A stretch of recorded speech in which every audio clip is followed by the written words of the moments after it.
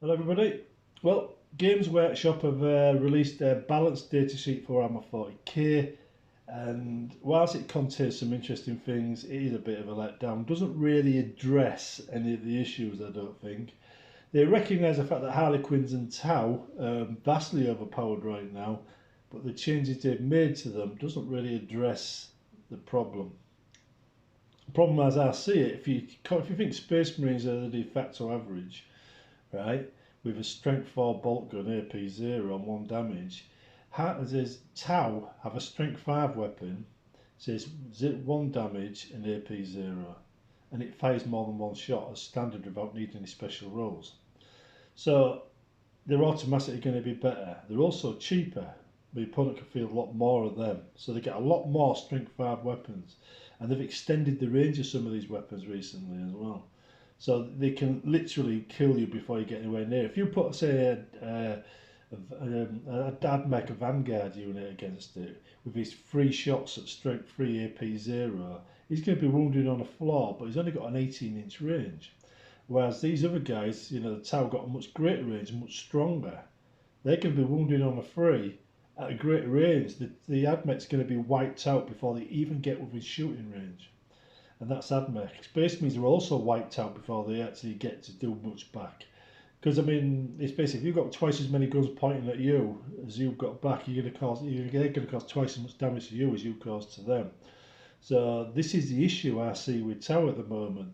It's okay when you extend the range of a weapon, but when it's a basic weapon, you've got to be very, very careful because there's a lot of them on the board, and that's been leading to completely wiping out whole sections of the board in my games, and there's nothing in here to correct that. And there's no mention of nerfing the railgun either, which one shot killed a predator quite easily, in fact. So yeah. Anyhow, what they do mention is Armour of Contempt. Now, from a Space Marine and Chaos Space Marine, the Sisters of Battle point of view, that is basically a -1 on AP for anybody shooting at them. So an AP 1 weapon would now be AP 0. But Tau weapons are AP 0 anyway most of the time, so it's not affected by that. That does nothing to combat Tau. Indirect fire weapons, that's the other major change. Now that is, if you've got an indirect fire weapon where you fire at something you can't see, you're at -1 to hit, and they get a +1 on their save. That is a welcome change. That's one of the things that did need to happen, because I'm constantly being targeted by that kind of unit, and it can be devastating, and some of the units that do it are really devastating.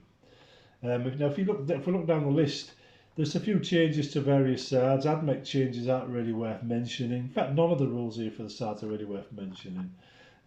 Chaos Space Marines, Death to the False Emperor rule, basically now gives you an extra attack, well, an extra hit, if you have a 6+ in a melee roll.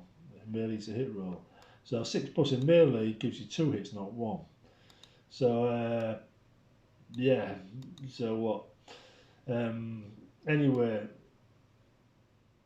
it's what it says, 1 additional hit, so yeah, plus of a weapon. So you've got that, +1 on the save if it's indirect fire being targeted, and minus on the AP of any weapon shooting at them. So that combines, it does combine. But everything else, it doesn't really address the issues.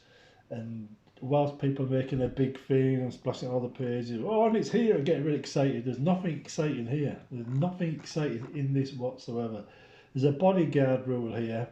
Says at the end of all bodyguard abilities from the enemy model units cannot target that character, says unit with range attacks, or change the end of all bodyguard abilities from the end of enemy model units cannot target character units from range attacks. 2, that character unit can use the lookouts rule even if the unit contains fewer models than 3.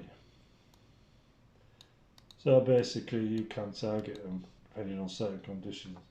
But it's, I don't know, it looks really fancy but doesn't really address the issue. I get the impression though the Games Workshop went to one tournament and made these changes based on that. Meanwhile, the reports I've seen from other sources are Tau finishing first, second and third in one tournament, Harlequins slaughtering everybody in another tournament, and GW's response doesn't address any of it. Nothing I can see. They did limit aircraft in games to 1, 2 or 3 depending on the size of the battle. So if you've got onslaught you get 3. If you're only running like a combat patrol you get 1 at most. Right? So it's the basic changes, the big ones: bodyguard, armor of contempt, aircraft, indirect fire, and the rest of it's faction specific. I'll leave a link below anyway so you can read it, but nothing to get excited about. No real issues being addressed here. And don't forget, right, the Chaos Space Marine Codex, you can't use 8th edition rules in 9th edition, so all the things that buffed it, because of the way they do it, because the games actually do things like this is an 8th edition, a 9th edition rule. If they did this, if people try to carry this across to 9th edition, it'd be classed as a rule breach, because that's not a 10th edition rule. They've got a 9th edition sheet. It will not be applied to 10th edition rules in the future. So this is only for 9th edition. And if this makes, say Drakari playable in 9th, come 10th, this is gone. It's not there anymore. Chaos Space Marines are currently suffering from that quite badly.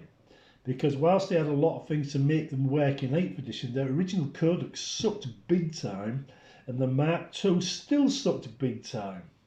So all the rules that buffed it no longer apply here. In fact, they released the Mark II, and then within a month updated all the things to regarding what Space Marines did, rapid fire and all that kind of stuff. It wasn't even in the book. It was missing from the book because they added it a month after the book came out. They didn't even wait for the book. It's very reactionary, their rule changes. So it's not in the book. So when you bring the Space Marine book into 9th edition, all the things that buffed it and made it playable aren't there anymore. Right? And this is the problem we've got here. The basically only rule that I've seen that applies to Chaos Space Marines is a +1 hit if you get a 6+. None of the other nice stuff that came in 8th edition is in it yet, because the codex is hopelessly out of date. Which is ironic because it was one of the last ones released in 8th edition. But yeah, I don't get the impression GW aren't playing their games anymore.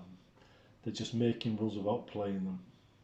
Right, anyway, see you in the next one. I'll leave a link below to the data sheet so you can see it. See you later.